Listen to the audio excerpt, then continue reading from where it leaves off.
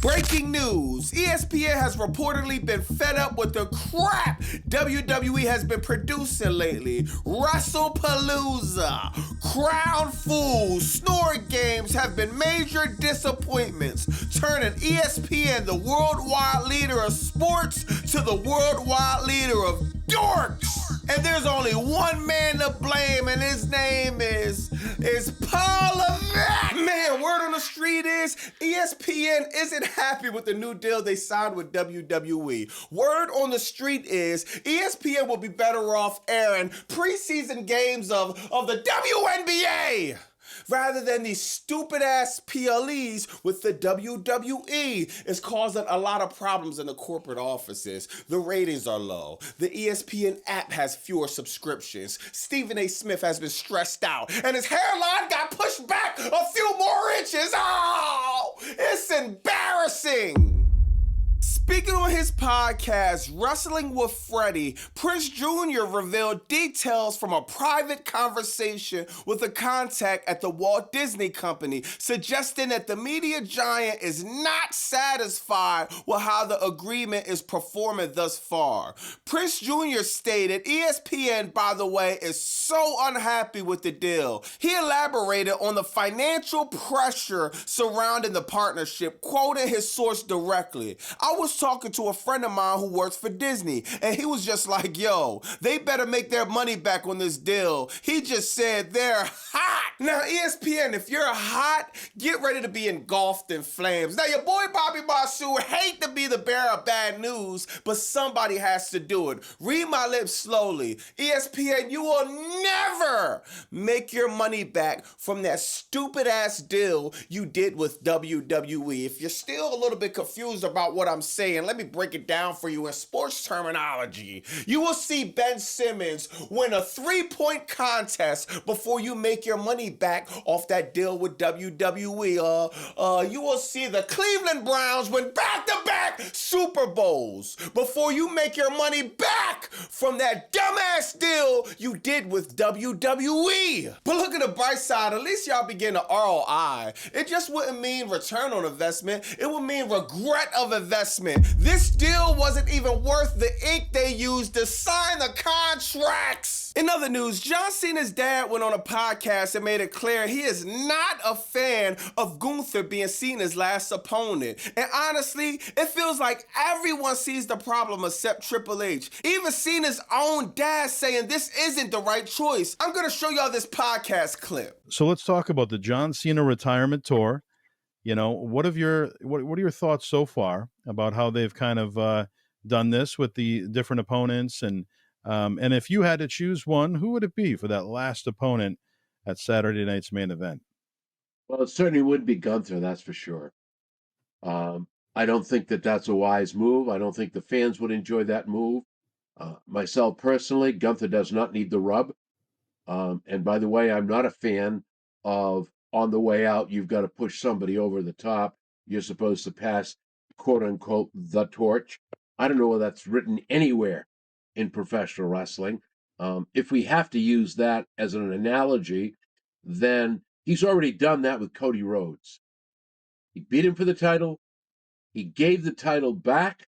They embraced, as you saw. Cody was teary-eyed. The torch was passed. You have one final opportunity to do right by John Cena and have him leave with his last match with a moment that we could all respect, man. The whole year of John Cena's last retirement tour has been a complete shit show, and it stinks to the point I want to rip my nose off and throw it on somebody's roof. We are sick of the lackluster booking behind John Cena. One final shot. It's not rocket science. All you have to do is have LA Knight go over Gunther when they face for the finals. At that point, it doesn't even matter. John Cena could win his last match, we'll be happy. John Cena lose his last match, we'll be happy. We just don't want the match that got leaked months and months ago. Let me know in the comments what you think about that and what you think about John Cena Sr. even saying he don't want to see John Cena versus Gunther. Now, a fan got a close-up shot of the masked man who interrupted the men's War Games match at Survivor Series. A lot of people were guessing it was Austin Theory, Chris Jericho, Seth Rollins, but look closely. That looks like a black guy under the mask, and if that's the case, the obvious pick for me is Montez Ford. I started doing a little digging. Montez Ford used to hit that low super kick all the time. I'm gonna show y'all the footage. Plus, his last social media post was real cryptic.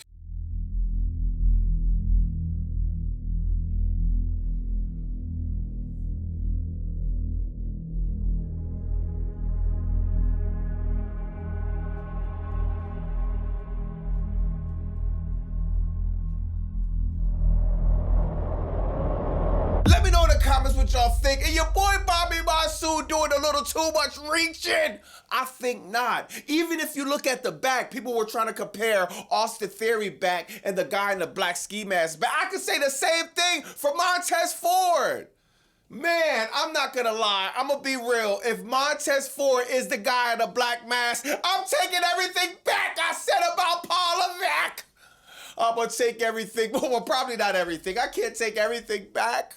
But man, I'm going to be hyped for that. I'm going to be excited. That means the prayers was answered. For Montez Ford to get took off the shelf. He's been on a shelf collecting dust. We've been asking for a singles run from Montez Ford.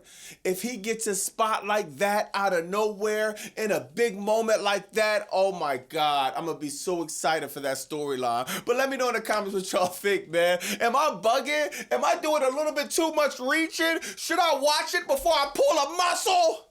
Or am I making a little bit of sense? Let me know in the comments what y'all think, man. This ad is brought to you by the Pirates in the chat. Go to BobbyMonsoon.com. Get your Ruthless Depression era t-shirt. If you're sick of the BS in professional wrestling. If you're sick of the soulless billionaires taking advantage of the fans, show them you had enough. Go to BobbyMonsoon.com. Get the Ruthless Depression era t-shirt. Then, now, and never again! Now on to AEW, we got some unfortunate news. Darby Allin has been hospitalized after AEW Dynamite last week. Now this is sad, man, because he's supposed to be in a Continental Classic. I don't know if they're gonna vacate his spot or switch his spot out, but Darby Allin, man, I'm not surprised he's hospitalized. It seems like every single week, every single pay-per-view, we're getting a new crazy spot from Darby Allin, and he's been doing this year after year after year. It's kind of overdue if you ask me. Getting thrown off the stage on the fire tables, getting drowned in a ring, getting thrown on the glass, getting thrown off the apron, just all type of crazy spots Darby Allin been doing, man, and it just takes a toll after a certain point. If you ask me, I said this on my live, Darby Allin needs to slow down just a little bit, maybe even more than a little bit, dog. He needs to really slow down.